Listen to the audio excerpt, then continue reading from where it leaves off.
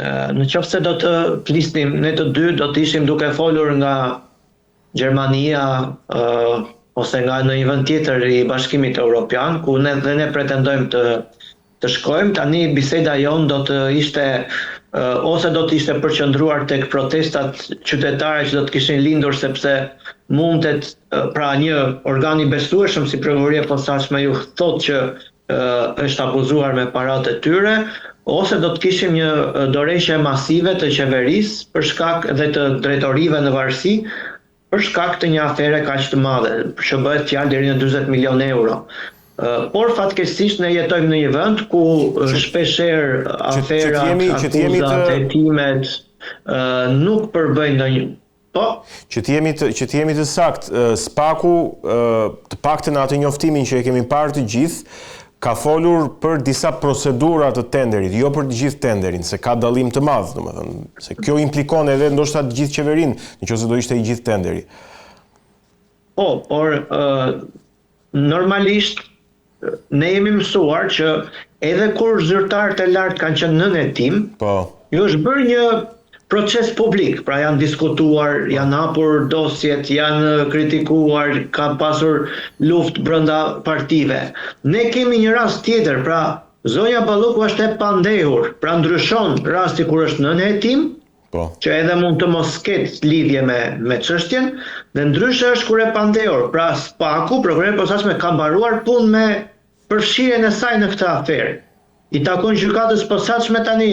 të vendos në qoftë se ajo do shpallet fajtore apo e pafajshme, por një organ i besueshëm dhe nga eksperjenca e të paktën 3 viteve të fundit të këtij organi nuk është se ka gabuar shumë në këto raste, pra ka qenë shumë i bindur në prova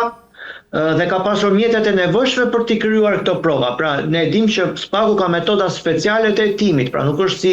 prokuroria e zakonshme, pra mund të ndikojë në biseda telefonike, në mesazhe, në bashkëpunëtor të jashtë vendit. Ne dim që është e përfshirë një kompani turke dhe mund të ketë bashkëpunuar dhe me shërbimin turk ose me prokurorin turke. Pra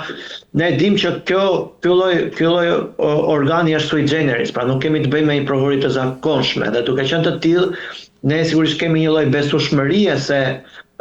ky hetim ose kjo akuzë është deri diku e provuar në prova dhe në fakte, pra nuk mund të ngrihet si e tillë. Dhe fatkeqësisht media shqiptare, po them mediat kryesore të vendit, e kanë anashkaluar këtë fakt, e kanë tejkaluar. Gazetarët kryesorë të vendit, moderatorët kryesorë të vendit, nuk është se, pra sa ndodh diçka, ata janë aty të parë për të dhënë lajmin, për të bërë emisione, për të bërë show. Në këtë rast, fatkeqësisht nuk i kemi parë përveç 2-3 mediave të cilat e kanë transmetuar si lajm apo e kanë ndjekur zonjën Balluku duke hyrë në prokurorinë e posaçme. Kjo tregon se sa është potenciali dhe forca e saj në raport me pushtetin që ka, por edhe me se si është e kombinuar si thua pushtetet, se si janë kombinuar pushtetet në Shqipëri. Madje edhe nga ana e opozitës nuk kemi parë një reagim të fortë. Opozita ka qenë përjashto zotin Bardhi, i cili pretendon që është edhe denoncuesi i kësaj afere. Pjesa tjetër, domethënë, ka qenë në një hije të plotë, nuk ka pasur ndonjë indicje të madhe për të ngritur qytetarët apo popullin opozitar për këtë aferë. E ardhmja i qeverisë, sa e ndikon kjo aferë dhe ky hetim qeverinë? Tani nga eksperienca mendoj që nuk e ndikon fare. Balluku do të jetë, ndoshta mund të jetë velia i radhës, sepse këta janë individ të cilët nuk është se kanë krijuar një lloj pushteti në Partinë Socialiste, pra këta janë individ të katapultuar në Partinë Socialiste, ku përgjatë kohës që kanë qenë aty nuk kanë arritur dot që të krijojnë individualitetin e tyre, sepse Rama nuk i ka lënë ta krijojnë këtë askush, përveç përjashto disa antar të vjetër si zoti Braçe e tjerë që kanë krijuar një lloj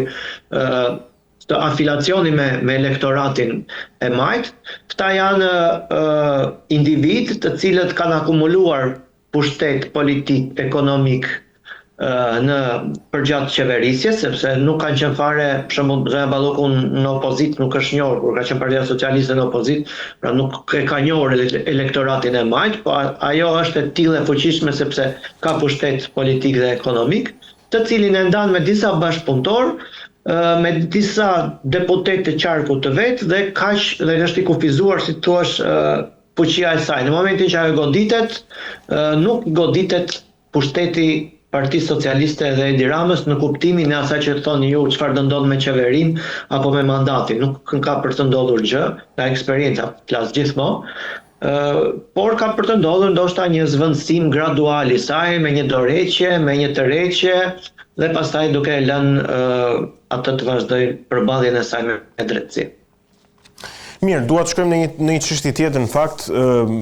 nëse do bëjmë dhe një reflektim tashmë në historinë e politikës shqiptare, Rigel, sepse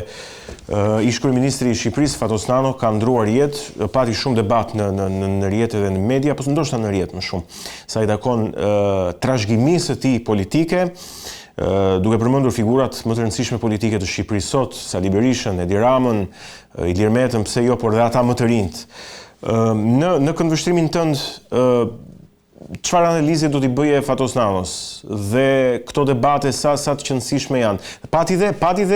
po themi një vënie theksi tek hipokrizia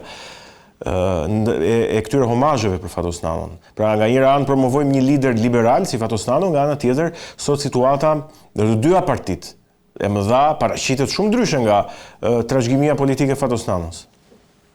Edhe unë mendoj që kryefjala e këtij omazhi ishte hipokrizia, qoftë nga ana e përfaqësuesve të mazhorancës, qoftë të opozitës, pra nuk ngeli socialist pa vlerësuar faktin që Fatos Nano ishte nga ata politikanë që jep të dorëheqjen apo që të rriqej dhe bashkëtoi në një parti me një kryetar që ka 15 vjet që nuk mendon që të rriqet apo të dorëhiqet apo të krijoj hapësira për zgjedhje normale, pasi Partia Socialiste tani nuk bën më zgjedhje për kryetar, apo Partia Demokratike e cila bën zgjedhje fiktive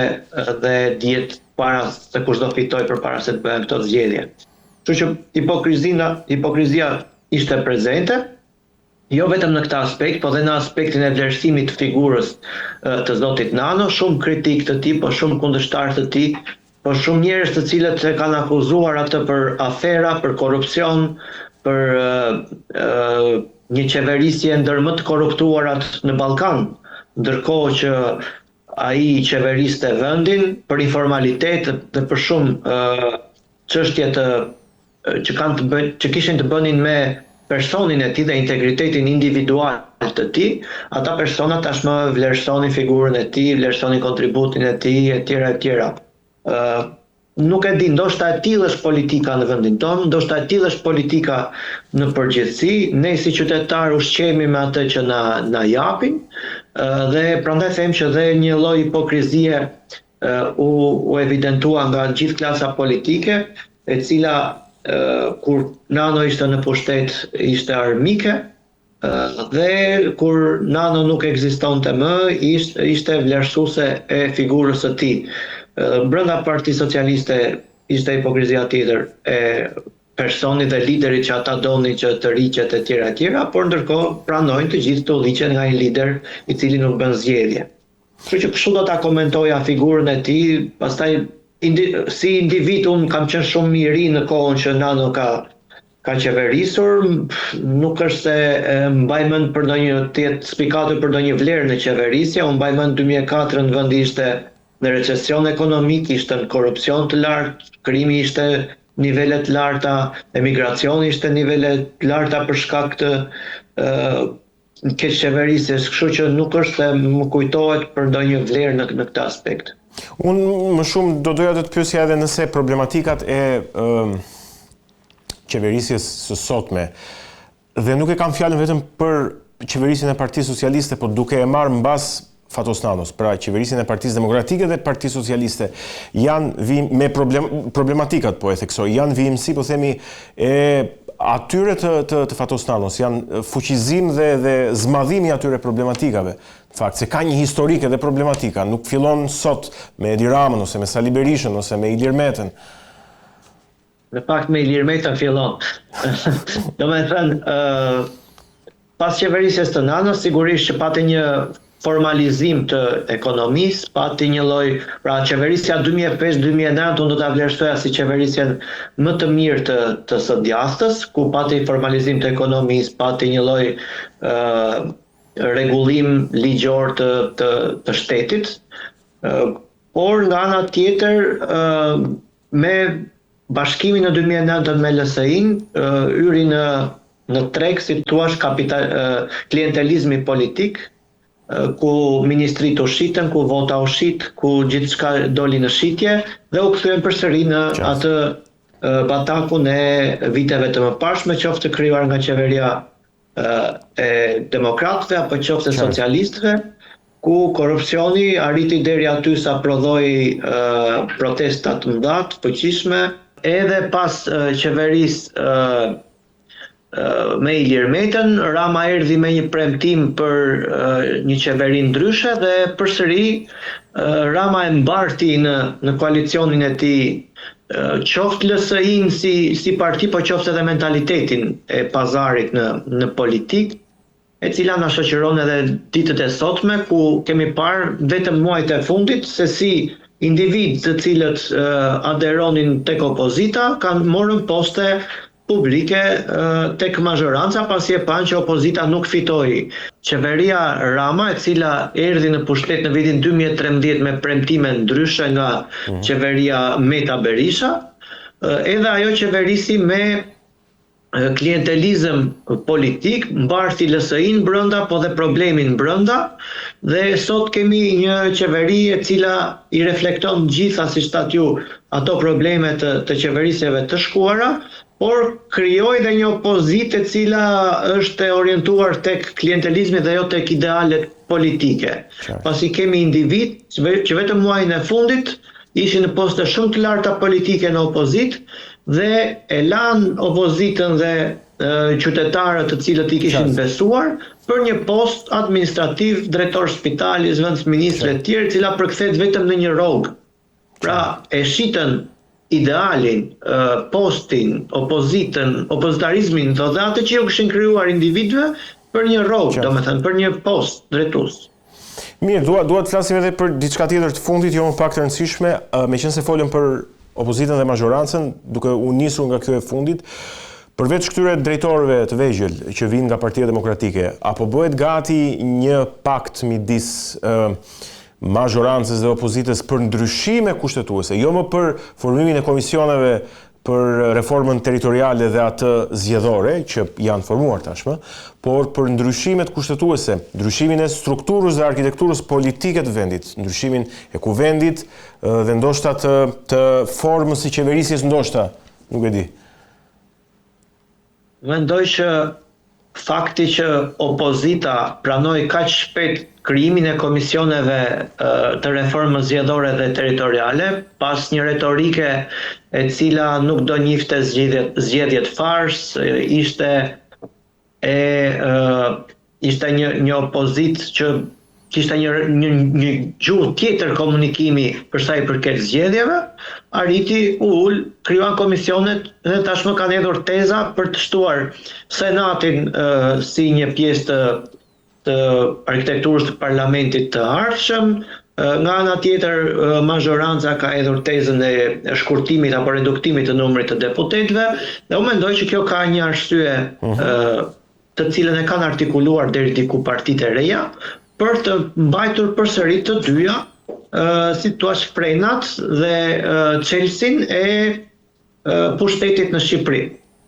Jo më kot opozita ka krijuar 3-4 grupe parlamentare për ta marrë gjithë kohën parlamentare vet me deputetët e saj. Pra ne kemi deputet të PD-s që janë deputet ballit, për shembull. Zoti Balliu është deputeti i ballit, vetëm për të krijuar këtë lloj komisionesh parlamentare, të cilat uzurpojnë, si thua, mes mazhorancës dhe opozitës gjithë kohën parlamentare, në mënyrë që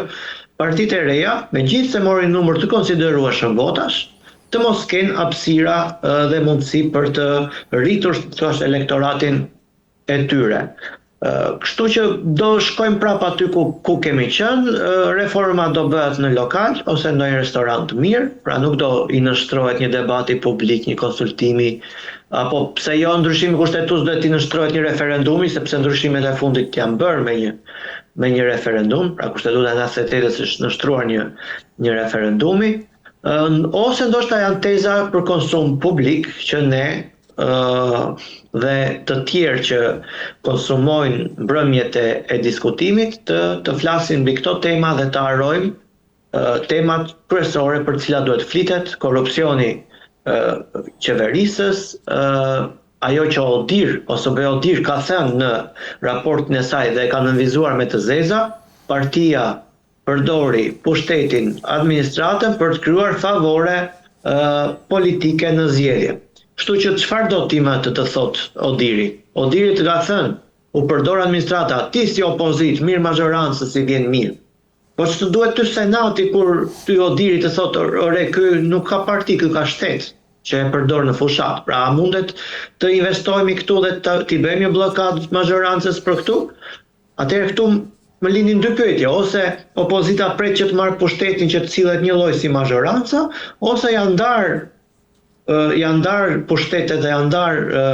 pasi kemi në lojë edhe avokatën e popullit, disa komisionerë që janë duke u zgjedhur, kemi komisionerët e KQZ-s, pra gjatë gjithë kohës ta vazhdojnë ndajnë pushtete nëpërmjet këtyre marrëveshjeve.